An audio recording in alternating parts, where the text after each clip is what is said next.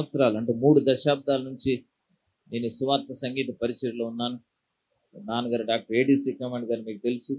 ఆయన 84 సంవత్సరాల వయసులో 64 సంవత్సరాలు గంభీరమైన పరిచర్య చేసి మన తెలుగు రాష్ట్రాల్లో ప్రతి ప్రాంతాన్ని ఆయన దర్శించి ఆయన పరిచర్య భారాన్ని మా మీద వదిలేసి వెళ్ళిపోయారు.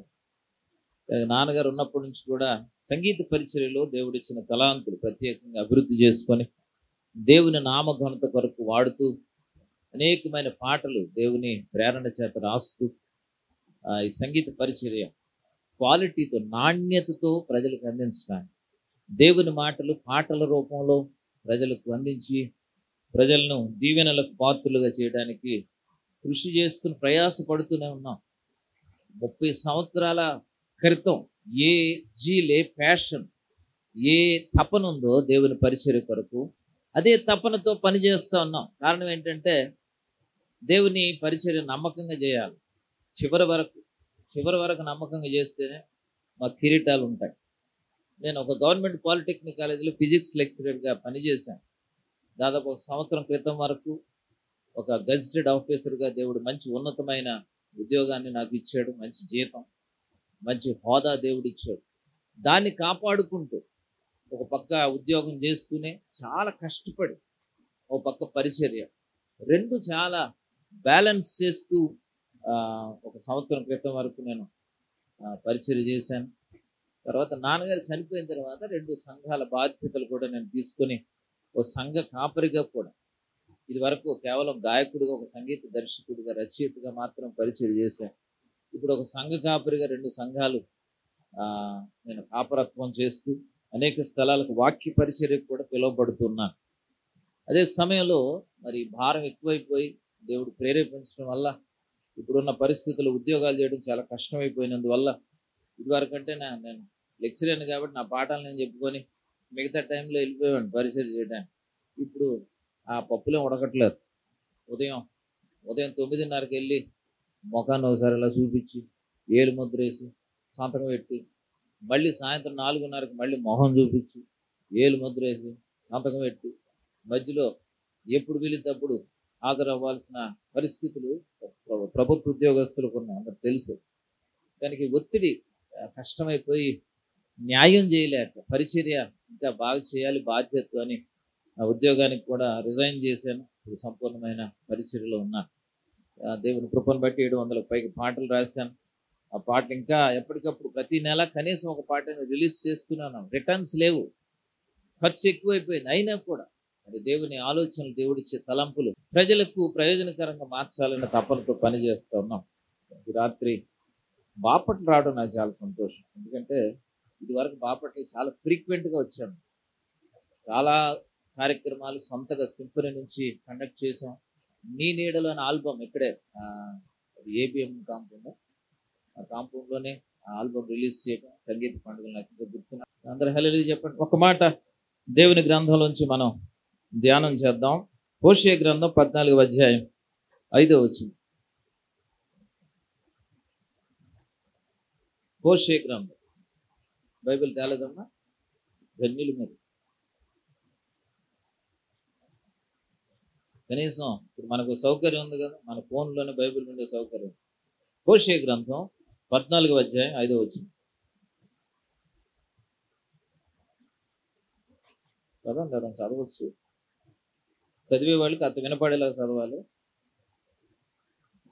చెట్టునకు మంచు ఉన్నట్లు నేను అతనికి ఉంది, నందును లెబానోను పర్వతము దాని వేళ్ళు తనున్నట్లు వారు తమ వేళ్ళు తనుదురు. అతని కొమ్మలు విశాలముగా పెరుగును, ఒలివ చెట్టును కలిగినంత సౌందర్యము అతనికి కలుగును, లెబానోనుకున్నంత సువాసన అతనికి ఉండదు. ఈ మాట మనం చాలాసార్లు చదివి ఉంటాం. చెట్టునకు మంచు అన్నట్టు నేను అతనికి ఉందును. ఈ మాట చాలాసార్లు వినుంటాం. చాలా మంది సేవకులు చెప్పగా కూడా వినుంటాం. ఈ ఆశీర్వాదం ఏంటి? ఎందుకు దేవుడు ఈ వాగ్దానాన్ని చేస్తున్నాడు? మనం ఒక కోణంలో మనం చాలాసార్లు విన్న వాక్యం ఏమన్నా వినొచ్చు, కానీ ఇది విన్నదే కదా, మనకు తెలిసిందే కదా, నిర్లక్ష్యంగా ఉండొద్దు. దేవుడు ఒకే మాటలో నుంచి 100 కోణాల్లో మాట్లాడగలడు.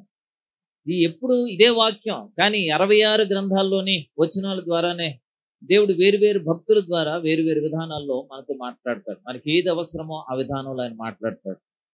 చెట్టునకు మంచు ఉన్నట్లు నేను అతనికి ఉందును.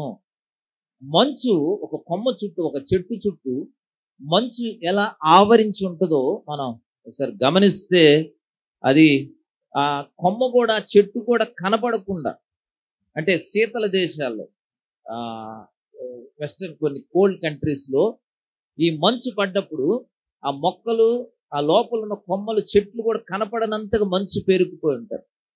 చెట్టుకి మంచు ఎలా ఆవరించి ఉంటుందో నేను అలాగా మిమ్మల్ని ఆవరించి ఉంటాను. అంటే మీ చుట్టూ ఉంటాను, నేను కప్పేసి ఉంటాను, మీ చుట్టూ మిమ్మల్ని ఆవరించి ఉంటాను. అంటే చుట్టూ ఆయన కవచం లాగా ఉంటే లోపల ఉన్న మనకు భద్రత అన్నమాట. అదే మనకి కీర్తన గ్రంథంలో కనపడుతుంది. 139 సరే గబగబ తీస్తే 139 కీర్తన 5వ అధ్యాయం. వెనకను ముందును నీవు నన్ను, చెప్పండి ఏం చేశాడు? ఆవరించును అనండి మాట. ముందు వెనక ఆయన ఆవరించి ఉన్నాడట. మంచు చెట్టు చుట్టూ ఎట్లా చుట్టూతో ఆవరించి ఉంటుందో అలాగా దేవుడు ముందు వెనక ఆవరించి ఉన్నాడట. ముందున్నాడు, వెనక కూడా ఉన్నాడు. అంటాడు దేవుడు, ఇదిగో నేను నీకు ముందు నేను నడుస్తానంటాడు దేవుడు. చాలా మాటలు ఉన్నాయి దీనికి అనుబంధమైన మాటలు. ఎందుకు ఆయన ముందు నడుస్తాడు? ముందు ఎందుకు నడుస్తాడంటే మనకు దారి చూపించడానికి ముందు నడుస్తాడు. మనకు దారి తెలియదు. ఇశ్రాయేలీలు ఐగుప్తు నుంచి కనాను దేశానికి ప్రయాణమే వస్తుంటే దేవుడు ఏం చేశాడు? వాళ్ళ ముందు ఒక అగ్ని స్తంభాన్ని, మేఘ స్తంభాన్ని ఉంచాడు. ఆ మేఘం వాళ్ళ ముందు నడుస్తుంటే అది ఎక్కడ ఆగితే దేవుని పిల్లలు అక్కడ ఆగిపోయేవారు. అంటే మీకు దారి చూపించడానికి ఆ మేఘాన్ని దేవుడు అక్కడ ఏర్పాటు చేశాడు. నీకు దారి తెలియదు, నువ్వు అనుకుంటున్న దారి చాలాసార్లు నిన్ను నాశనానికి తీసుకెళ్ళిపోదు. నువ్వు అనుకునే దారి కరెక్ట్ దారి కాదు. అందుకే నేను నీకు దారి చూపిస్తాను. నేను ముందు నడుస్తాను, నీ వెనక కూడా నడుస్తాను. ముందు నడవటం ద్వారా ఎవరైనా, ఏ సమస్య అయినా, ఏ శత్రువైనా నీ మీదికి రావాలంటే వాళ్ళు నన్ను దాటుకొని రావాలి. నేను అంటాను, వెనకున్నాడు, నా కొడుకు ఉన్నాడు, నా కూతురు ఉంది, వెళ్ళి టచ్ చెయ్యి అంటాను.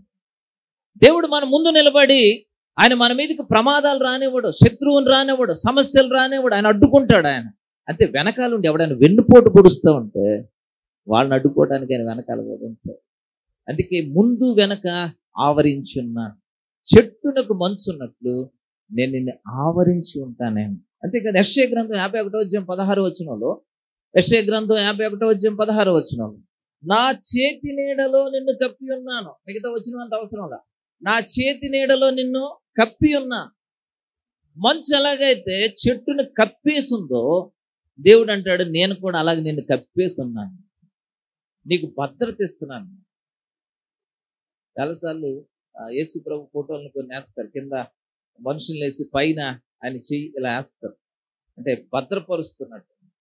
పైనుంచి వచ్చే ఏది కూడా నిన్ను తాకటానికి వీళ్ళు. కనుక నిన్ను ఆవరించి ఉంటా చుట్టూ. అంతేకాదు నేను నిన్ను కప్పి ఉన్నాను. దేవుని సన్నిధి, దేవుని ప్రసన్నత ఎప్పుడు కూడా మన వెంట ఉంటుంది, మన చుట్టూ ఉంటుంది, మనల్ని కప్పి ఉంటుంది. హల్లెలూయా. అది ఆయన మంచుతో పోల్చుకోవడంలో ఆయన ఉద్దేశం ఏంటంటే, నేను నీకు భద్రత ఇస్తాను, నిన్ను కాపాడుతాను, నేను నీ మీదకి ఏ ప్రమాదం రానివ్వను, ఏ దెబ్బ నీకు తగలనివ్వను. పగలు ఎండ దెబ్బ, రాత్రి వెన్నెల దెబ్బ నీకు తగలకుండా నేను చుట్టూ నేను కమ్మేస్తున్నాను, నేను కప్పేస్తున్నాను. అది కింద పడగానుడా నీ దివ్య సన్నిధి నన్ను ఆదుకునే నీవే కావాలయ్యా, మర్చిపోయానయ్యా. మోషే అంటాడు, ప్రభువా నీ కటాక్షం మా మీద ఉందని నాకు ఎలా తెలుస్తుంది? నీ సన్నిధి మాతో కూడా వచ్చుట వల్లనే కదా. నీ సన్నిధి రావాలి. నీ సన్నిధి మమ్మల్ని ఆవరించి, మమ్మల్ని కప్పి, మా చుట్టూ ఉండి మమ్మల్ని నడిపించేదిగా, మా ముందు వెనక ఉండి నీ సన్నిధి మమ్మల్ని భద్రపరచాలి, మమ్మల్ని కాపాడాలి, మమ్మల్ని ధైర్యపరచాలి. దేవుడు అంటాడు, నేను ఉంటాను అలా. మీరు అడగటం కాదు, నాకు ఇష్టం. మీరు నా పిల్లలు కనుక నేను మంచు చెట్టుకి ఎలా ఉంటుందో నేను అలా ఉంటాను. ఆయన సన్నిధి, ఆయన సహవాసం మనతో ఉంచడానికి దేవుడు ఇష్టపడతా ఉన్నాడు. ఆయన ఉండడానికి ఇష్టపడుతున్నాడండి. మనం అడగటం కాదు, మనం అడక్క ముందే, మన వెదక్క ముందే మనల్ని వెతుక్కుంటూ పరలోకాన్ని విడిచి భూలోకానికి దిగి వచ్చాడు ఆయన. ఎందుకు వచ్చాడు తెలుసా? మనతో స్నేహం చేయడానికి వచ్చాడు. హల్లెలూయా. ఏమన్నాడు? నేను మిమ్మల్ని దాసులను పిలవడం నాకు ఇష్టం లేదు. ఏమంటాను మిమ్మల్ని? ఏమంటాను? స్నేహితులు అని పిలుస్తాను. స్నేహితులు అంటే మీతో స్నేహం చేస్తాను, మీతో సహవాసం చేస్తాను, నా సన్నిధి మీ మధ్య ఉంచుతాను, అంటే మీతోనే ఉంటాను. దేవుడు ఇష్టపడుతున్నాడు మనతో ఉండడానికి. అందుకే ఆయన మన మధ్య ఉండడానికి వచ్చాడని చాలా చోట్ల బైబిల్లో మనకు కనబడుతున్నాడు. మనతో సహవాసం చేయడానికి వచ్చాడు. మన చుట్టూ ఆయన ప్రసన్నత, ఆయన సన్నిధి ఉంచడానికి ఆయన వచ్చాడండి. ధైర్యం ఇవ్వడానికి వచ్చాడు. ఆయన మనతో సహవాసం చేయడానికి, మన మధ్య ఉండడానికి ఆయన వచ్చాడు. 6 నెలలు సహవాసం చేస్తే, సామెతలు వచ్చా మీకు? 6 నెలలు సహవాసం చేస్తే వాళ్ళు వీళ్ళు అవుతారట. 6 నెలలు సహవాసం చేస్తే దేవుడు మన మధ్య, మనతో సహవాసం చేయడానికి మన మధ్యకి ఎందుకు వచ్చాడు తెలుసా? మనం ఆయన రూపంలోకి మార్చబడాలని. హల్లెలూయా. కనుక ఆయనలా రూపాంతరత చెందాలని. అందుకే యేసు ప్రభు వారితో శిష్యులు కొన్ని రోజులు ట్రావెల్ చేసిన తర్వాత, యేసు ప్రభు వారు చనిపోయి వెళ్ళిన తర్వాత యేసు ప్రభు లక్షణాలన్నీ శిష్యులకు వచ్చేసినాయి. వాళ్ళు యేసు ప్రభులాగా మాట్లాడటం, యేసు ప్రభులాగా నడవటం, యేసు ప్రభులాగా మాట్లాడటం, బోధించడం మొదలు పెట్టారు. అప్పుడు ఒక సందర్భంలో పేతురు మాట్లాడుతుంటేనట ధైర్యంగా, అక్కడ ఉన్న వాళ్ళు ఆశ్చర్యపోయారట. అరే, చేపలు పట్టేవాడు కదా, ఇది చదువుకోలేదు కదా, జ్ఞానం లేదు కదా, అనుభవం లేదు కదా, ఏంటి ఇలా మాట్లాడేస్తున్నాడు? అతని వాక్చాతుర్యానికి, అతని పాండిత్యానికి, అతని ధైర్యానికి ప్రజలు ఆశ్చర్యపోయి, ఇంత ధైర్యం ఎలా వచ్చింది అని ప్రశ్న వచ్చిందట. అక్కడే జవాబు కూడా ఉంటుంది. వారు యేసుతో కూడా ఉండిన వారిని గుర్తెరిగిరి అని ఉంటుంది. హల్లెలూయా. ఎక్కడి నుంచి వచ్చిందంటే సావాసం చేశారంటే.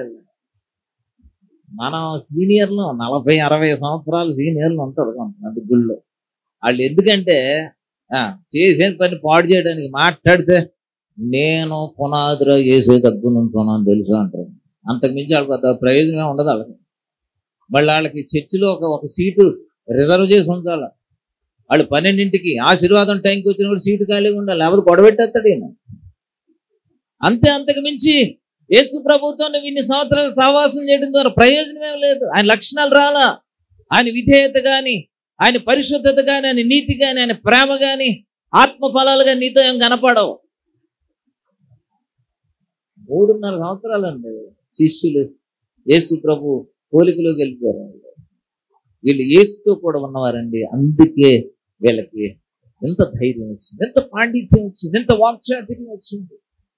దేవుడు, నేను మీ మధ్య ఉంటాను, నా లక్షణాలు మీకు ఇస్తా, నా మంచితనం నీకు ఇస్తా, మంచి అంటే ఏంటో తెలియని మీకు మంచి ఎలా చేయాలో నేను నేర్పిస్తా, పరిశుద్ధులు కాకుండా పాపాత్ములుగా ఉన్న మీరు పరిశుద్ధులకు ఎలా ఉండాలో నేను నేర్పిస్తా, నా లక్షణాలు మీకు ఇవ్వడానికి నేను వచ్చా. నీ రూపు నాలో కనిపించాలని, నా అహమంతా నశించాలని.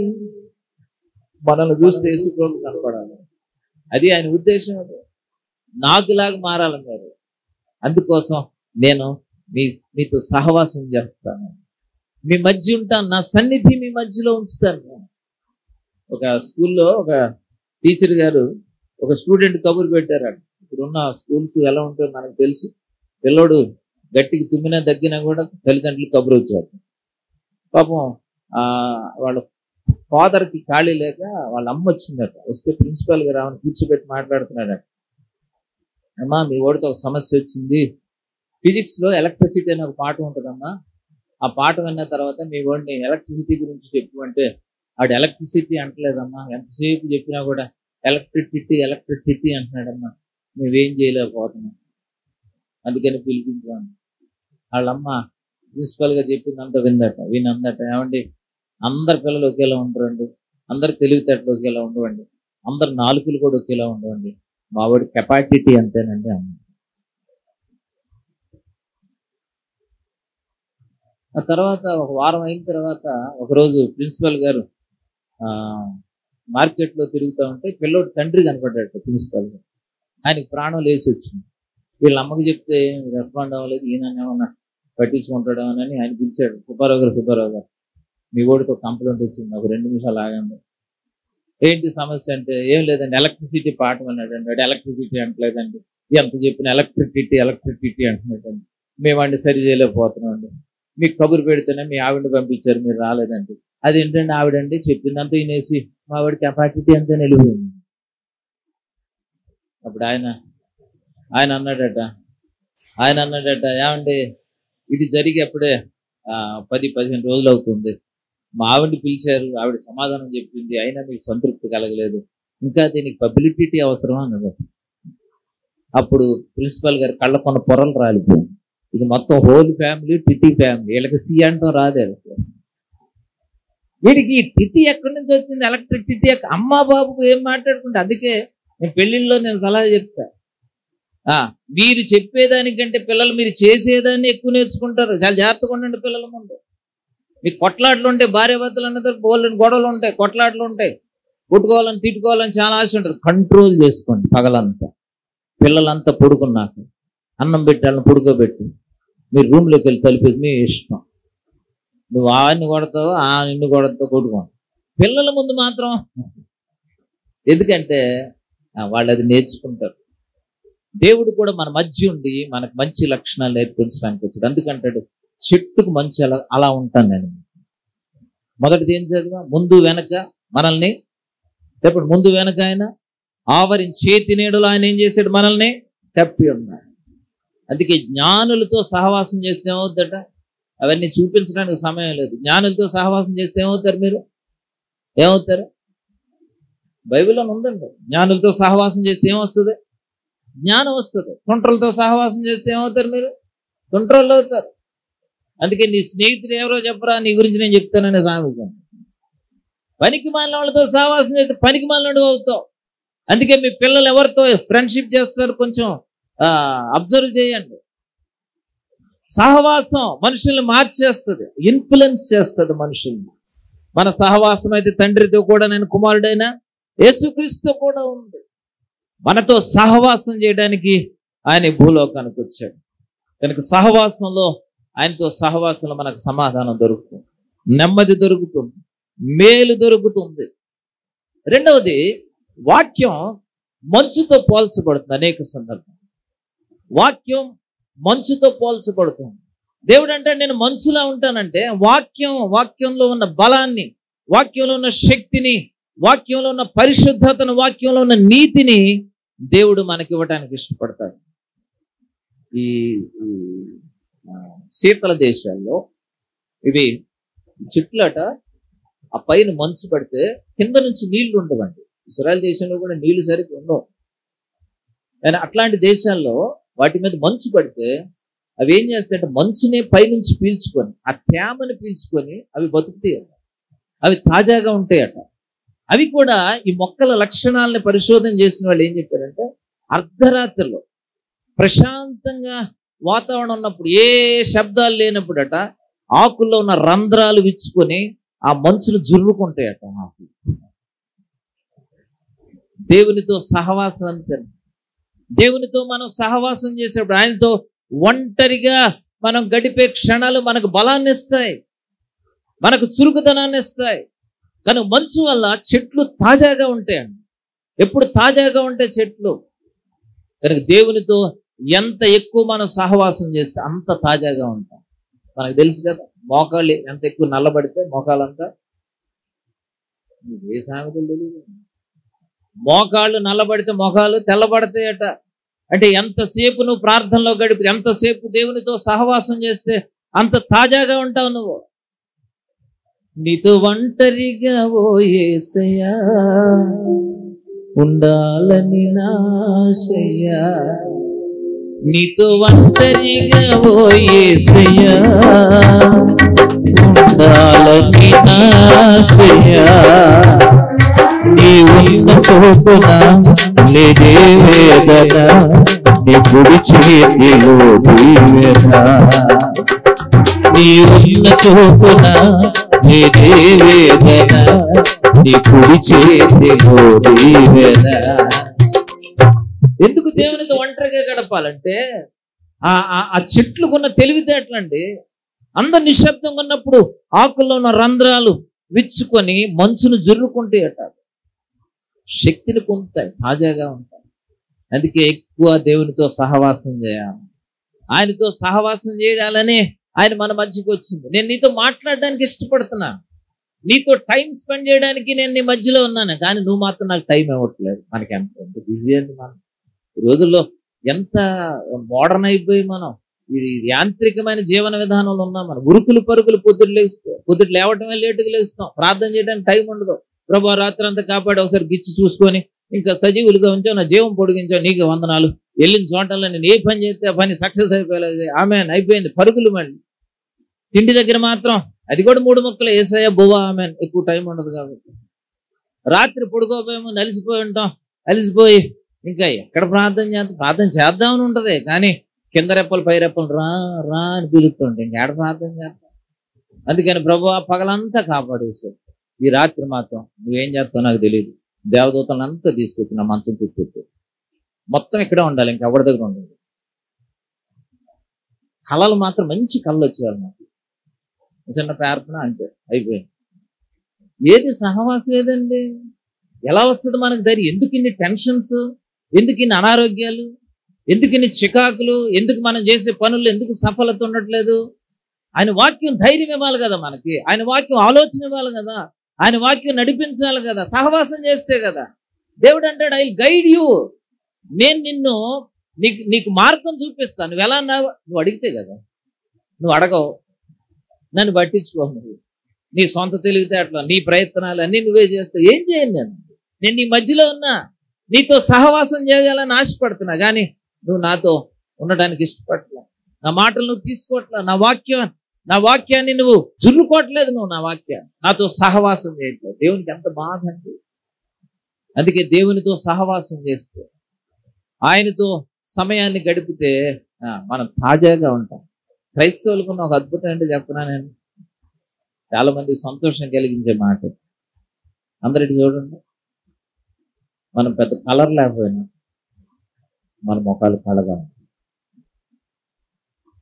ఒక్కలు అల్లిలే ఉన్నాం, పెద్ద కలర్ ఏదో ఉన్నట్టు మీరు. మనం అందరం దాదాపు దగ్గర ఒకటే కలర్ ఉన్నాం. మన స్టాండర్డ్ ఇండియన్ కలర్ అది సామాను గోధుమ రంగు కలర్. మన కలర్ లేకపోయినా మన ముఖాలకున్న క్రైస్తవులకున్న కళ ఇంకెవడకుంటుందండి. ఎంత వెలిగిపోతుంటే. మనకు డబ్బులు ఉండవు, ఇల్లు ఉండవు, కానీ దేవుడు ఒక తాజాదనాన్ని మనకిస్తాడు. ఎందుకంటే ఆయనతో మనం సహవాసం చేస్తున్నాం, ఆయన సన్నిధిలో మనం గడుపుతున్నాం కనుక మనకి ఆయన తాజాదనం ఎప్పుడు కూడా మనకు ఒక కళగలిగిన ముఖాలు ఇస్తాడు దేవుడు. ఆనందం. అందుకే దేవుని పిల్లలకి ఆనందంగా ఉంటారు. నా కొలీగ్స్ అప్పుడప్పుడు అడుగుతూ ఉంటాడు, ఏమండి మీరు ఏమనుకోకండి, మీరు క్రైస్తవులు కొంచెం స్టైల్ ఎక్కువే. నేనేమప్పుడు అన్నాను, నేను అవును, మాకు కాకపోతే ఎవరికి ఉంటుంది స్టైల్ అంటాను. మాకు కాకపోతే ఎవరికి ఉంటుంది, ఎవరు అనుకుంటున్నాం మేము ఆషామాషి వాళ్ళం కాదు మేము. ఆ రాజుల రాజు ప్రభువుల ప్రభు శ్రీమంతుని పిల్లలు మేము. మాకు కాకపోతే ఎవరికి ఉంటుంది ఎవరికి ఉంటుంది స్టైల్. కనుక ఇవాళ దేవునితో సహవాసం చేస్తున్నాము. దేవుడు ఎవరినైతే కప్పి ఉంచుతాడో, ఎవరైతే ఆయన సహవాసాన్ని ఆయన సన్నిధిని అనుభవిస్తున్నారో, దేవుడు వాళ్ళని చురుకుగా ఉంచుతాడు. నూతన బలం. యెహోవా కొరకు ఎదురు చూచువారు ఏ బలం పొందుతారు చెప్పండి, గట్టిగా చెప్పండి. యెహోవా కొరకు ఎదురు చూచువారు నూతన బలం. పక్షిరాజు యవ్వనం వచ్చేస్తుందండి. అందుకు దేవుడు మన మధ్య ఉంటాను ఇష్టపడుతున్నాడు. చెట్టుకు మంచి ఎలాగో నేను అలా ఉంటాను. 14 వచనం చూడండి. 5వ వచనం చూడండి. తామర పుష్పము పెరుగునట్లు అతడు ఆగము. తామర పుష్పము పెరుగునట్లు అతడు అభివృద్ధి పొందను. తామర చెట్టు మనకు తెలుసు, దానికి ఏం పెద్ద మనం ఎరువేసి దాన్ని జాగ్రత్త చేసి పెంచక్కర్లేదు. అవలీలుగా పెరిగారు, ఎక్కడ పడితే అక్కడ పెరుగుతాయి. అవలీలుగా ఏ ఆధారం లేకపోయినా, ఏ సరైన నీళ్లు వసతులు లేకపోయినా పెరుగుతాయి. తామర పుష్పం ఎలాగో మీరు అలా పెరుగుతారట. దేవుడు మనతో ఉండడం ద్వారా అభివృద్ధి ఉంటుందండి, ఎదుగుదల ఉంటుంది, క్షేమాభివృద్ధి ఉంటుంది. ఎక్కడేసిన గొంగళి అక్కడే ఉన్నట్టు ఉండకూడదు క్రైస్తవుల జీవితాలు. మనం ఎప్పుడు ఎదుగుతూ ఉండాలి, అభివృద్ధి ఉండాలి. ఇస్సాకుని దేవుడు ఆశీర్వదిస్తే ఏమైందంటే, ఇస్సాకు క్రమక్రమంగా వృద్ధి లేడు అట, ఉన్న చోట లేడు. ఆశీర్వదించబడ్డాడు. మీరన్నిటిలో క్షమాభివృద్ధి కలిగి ఉండాలంటాడు. అన్ని కోణాలు, సాంఘికంగా, దైవికంగా మీరు క్షమాభివృద్ధి కలిగి ఉండాలా. తామర పుష్పంతో పోల్చాడు. తామర చెట్టు ఎలా పెరుగుతుందో మీరు అలా పెరుగుతారు. అంతే. తర్వాత చూడండి, లెబానోను పర్వతము దాని వేళ్లు తన్నునట్లు వారు తమ వేళ్లుతో. పుష్పం పెరుగుద్దట, అభివృద్ధట. వేళ్ళెటు చెట్టేమో పైకి పెరుగుద్ది, వేళ్ళెటు వేళ్ళు కూడా పైకేనా? వేళ్ళెటు కిందకి, భూమిలోకి. వేళ్ళు తన్నుతుందట.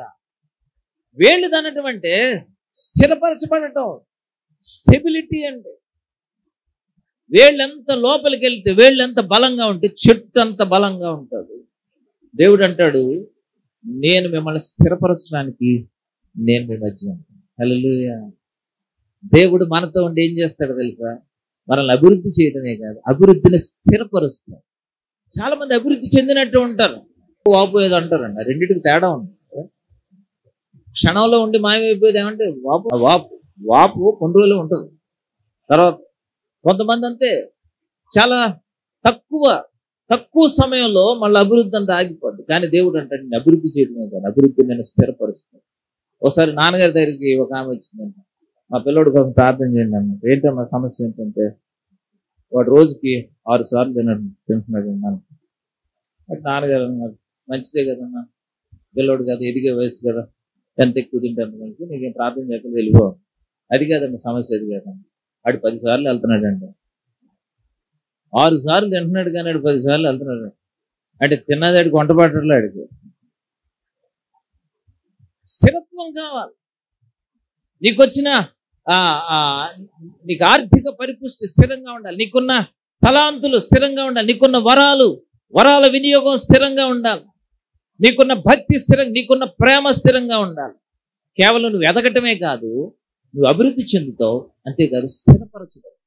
హల్లెలూయా. ఒక మాట, చివరి మాట చూడండి. దాని తర్వాత ఏముంది? కొమ్మలు విశాలముగా పెరుగు. కొమ్మలు విశాలంగా పెరుగు. విశాలంగా పెరుగుతాయి. Wide spread. నువ్వు అనేకులకు దీవెనకరంగా ఉంటావు. హల్లెలూయా.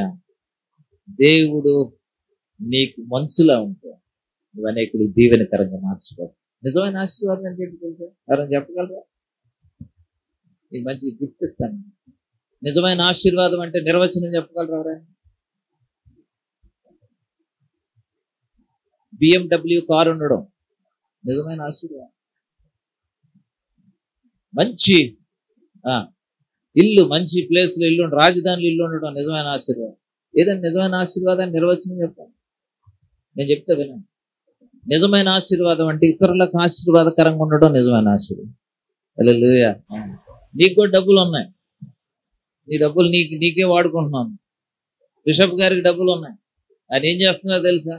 అందరు దీవించబడాలి. నెల లాంటి కార్యక్రమాలు, ఆశీర్వాదం, ఇతరులకు ఆశీర్వాదం కలగాలి. దేవుని పిల్లలు దేవునితో సహవాసం చేస్తే, దేవుడు మనుషులుగా మారుకుంటే వాళ్ళు విశాలంగా పెరుగుతారు, వాళ్ళ ఆలోచనలు విశాలం అవుతాయి. కొంతమందికి నారో మైండెడ్ ఉంటుందండి, ఇరుకు, వాళ్ళ ఆలోచనలే ఇరుకు. వాళ్ళు ఎంతసేపు మేమే బాగుండాలి. అందుకే ఆటోల మీద మంచి క్యాప్షన్ తయారు చేశారు. క్రైస్తవుడు ఏంటాడు నేను అనుకుంటున్నాను, అందరూ బాగుండాలి. ఇది విశాలం అండి. నేను బాగుండాలి, నా పక్కోడు కూడా. కరోనా నేర్పించిందండి ఇది.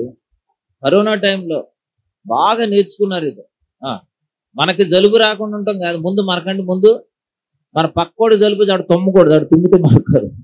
అందుకే ప్రభువా వాడికి జలుబు రాకూడదని ప్రార్థన చేయాలి, ఇతరుల కోసం ప్రార్థన చేయడం కరోనా నేర్పించింది. విశాలంగా పెరుగుతాడు, అనేకులకు ఆశీర్వాదకరంగా ఉంటావు, నీ ఆలోచనలు విశాలం అవుతాయి. అందుకే ఎబ్బేజు అంటాడు, ఎబ్బేజు దేవునికి మొర్రపెట్టి 4 అంశాలు ప్రార్థన చేస్తాడు. ఎవరైనా చెప్పగలరా? 4. రెండోది చెప్తే చాలు. యెహోవా నీవు నన్ను ఆశీర్వదించాలి. రెండోది నా సరిహద్దులు. అంటిస్తే మాత్రం వెనకాల తందానా అని బలి అంటుకుంటారు.